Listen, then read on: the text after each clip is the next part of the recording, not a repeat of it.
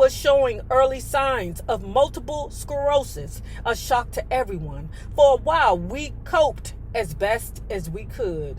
Now, we already know that this goddamn Bettye LaVette is one selfish bitch. God gonna get you for this.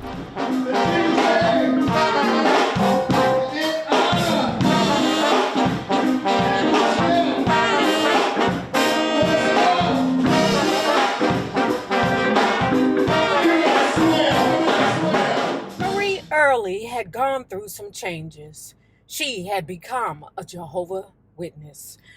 "Hey, Bettye," she said on the phone, "I want to hear how you're doing in Texas.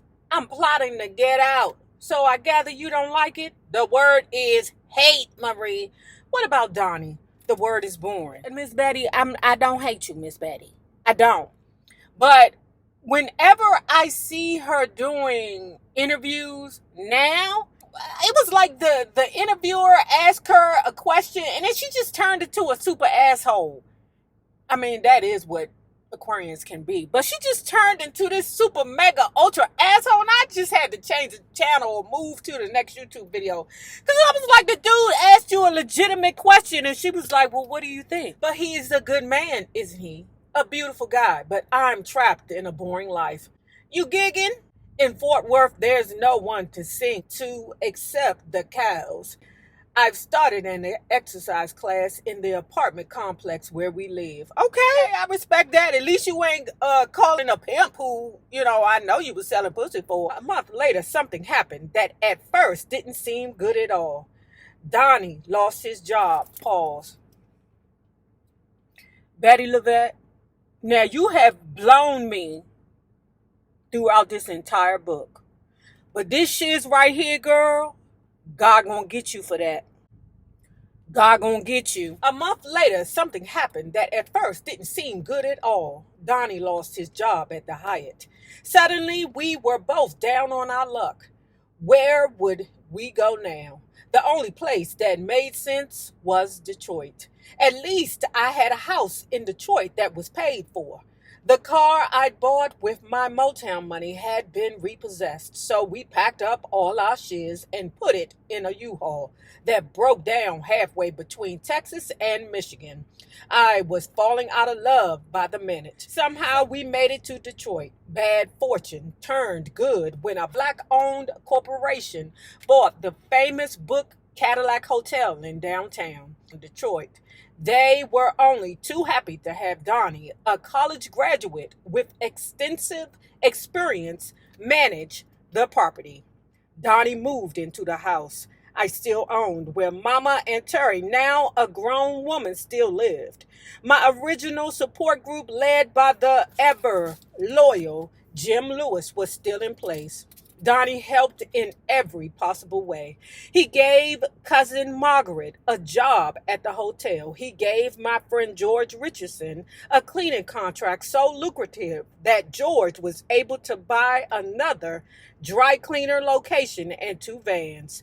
He also booked me in the hotel's nightclub for a long-term engagement. This nigga then laid out the red carpet for you. On an even happier note, my return home made me realize that for the first time in some 20 years, I was over Clarence Paul. I think that happened when I made the ill-fated Motown record. Singing those Motown songs, I realized that my obsession had finally run its course. I didn't seek him out, didn't dream of him, didn't fantasize that one day he'd see the truth, sweep me up in his arms, and carry me off to paradise. Pause. When he jokingly said to you, "I'm not going to offer you to Stevie Wonder on his 16th birthday." I wouldn't imagine doing that. Girl, he was telling you what position you were in then. He said that to test you, to see if you would be like, "Oh, I would do it." And on top of that, don't forget, you was trying to get at the Marvin Gaye, one of his closest friends. Men know, girl. And I'm trying to tell you, some women be so delusional. And listen, I'm going to tell a story about how I have made a mistake like that before. Thinking that I could, find love in acquaintances. Okay, but we'll talk about that later. I didn't seek him out, didn't dream of him, didn't fantasize that one day he'd see the truth, sweep me up in his arms, and carry me off to paradise. I'd always have a special place for Clarence in my pantheon of men. But that was it. My crazy love was spent. While my own career was going nowhere fast, I could celebrate the success of my friends with a grateful heart. Tina Turner's triumph as a solo artist was beautiful. It was nearly as good as if it had happened to me. I felt that it could happen to me. Her cover of Let's Stay Together, followed by What's Love Got to Do with It, were hits and proof that she could do it. Marvin Gaye, who had been hitless after Got to Give It Up, came back with Sexual Healing, I was also thrilled. I loved it when he got his first Grammy. I'd lost track of Marvin, and through other people's accounts, I came to realize that the guy I had known so well in Detroit, easygoing, charmingly relaxed, funny as hell, had changed. He had gone through some terrible battles of the soul. I never knew the disturbed Marvin. I'm glad I didn't know that man. I cling to the memory of the lighthearted Marvin with his mellow approach to life. Obviously, his life had turned topsy-turvy. On April Fool's Day 1984, when Clarence Paul called to say that Marvin had been shot to death by his preacher father, I cried for my dear friend. I also couldn't help but think about the dark side of religion and what it can do to the mind. Don't blame that on religion. What? How you gonna blame this on religion? Jesus ain't got nothing to do with the crack he was smoking, girl. My mind was on my own emotional survival. Donnie's gig at the Book Cadillac was fine, but his health was not.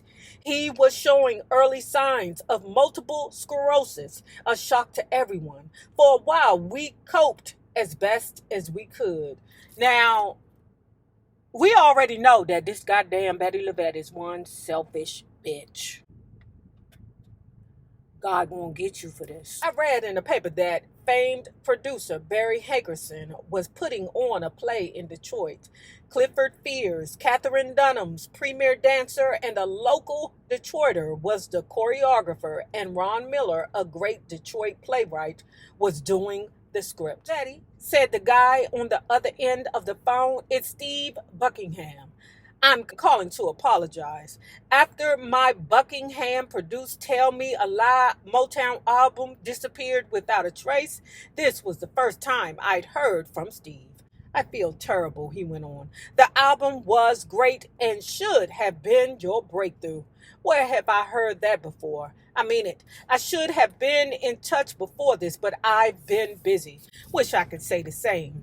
But I'm not just calling to apologize. I'm calling because I have a track that needs your vocals.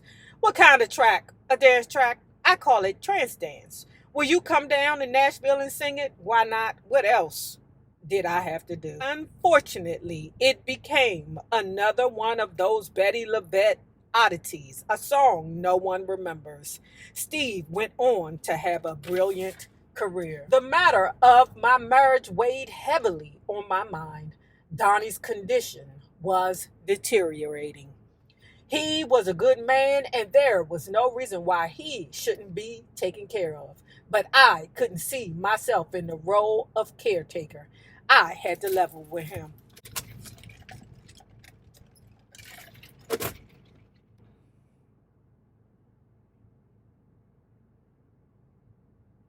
This bitch right here. I applaud your honesty, Miss Bettye. But God gonna get you for this. We've barely been married 5 years, I said, and it's been rough going. What are you saying? I'm saying that I haven't been happy. Were you happy when he gave you a gig to sing, to perform your artistry in the hotel he worked for? Were you happy when he gave your friend a contract that was so lucrative that he was able to open up 2 more George Jefferson stores and 2 vans? This a user bitch. I'm mad at Miss Bettye. Miss Bettye, you ain't shit for this. What are you saying? I'm saying that I haven't been happy. Was it something I did? He asked. No, you've done all you could. You've been working in that hotel business. You've had to go where you were sent. I didn't tell him that I was disappointed that he hadn't really performed in the corporate culture as I had expected. You disloyal. God gonna get you for this. God gonna get you. If God hadn't already gotten your ass. I thought by now he'd be a manager of a major hotel in New York, Paris, or Rome. But this wasn't the time to say that. He was sick and needed help. You've told me that your condition is never gonna get better, I said. It's not. That's why I think you need to go home to Philly. Home to your mom and dad. They're the only ones who can take care of you and give you what you need. I hope I'm not sounding cold, Donnie. You are. A cold bitch. You've always been honest, Bettye. I appreciate that. I understand what you're saying, and I don't want to be a burden to you. I just don't think I can do it. I wasn't made to devote all my time and energy to a husband. I respect other women who can do that, but I can't lie and tell you that I can. Let me tell you something about me. Part of the reason why I never had children is because I know me, and I know what I'm capable of. And what I never want to do is to start something that I know in my heart I can't finish. I knew that I wasn't the childbearing type, the type to take care of children. One, because I took care of my younger siblings and I was done with that. I contributed to the world already. Okay? So I would never have a child knowing this. Now, I done got me a dog, and that's shaky. I respect other women who can do that, but I can't lie and tell you that I can. I'm always going to love you, he said. I'll always love you too, but I can't be with you anymore. A few days later, with all sorts of mixed emotions, I drove him to the airport. He was leaving me and Detroit for good. I was guilty. I was relieved. I was regretful. I was hopeful. I was experiencing every feeling under the sun. I must give Donnie credit. He heard me loud and clear. He left without drama. No pleading, no crying, no fits, no harsh words. He flew back to New Orleans where he thought he could make it on his own. But the problem with Donnie was Donnie liked that booger sugar. That booger sugar turned into a crack addiction. He flew back to New Orleans where he thought he could make it on his own. Donnie was the straightest guy in the world except for his love of cocaine. Back down in Louisiana, that love combined with his failing health fucked him over. He got strung out on crack and finally did what I suggested. He went home to Philly and let his parents care for him. But all that was in the future. In the present, after dropping him off at the Detroit airport, I stopped at the Fairline Mall, bought a real tight black dress and a fur coat, and went out to have a good time.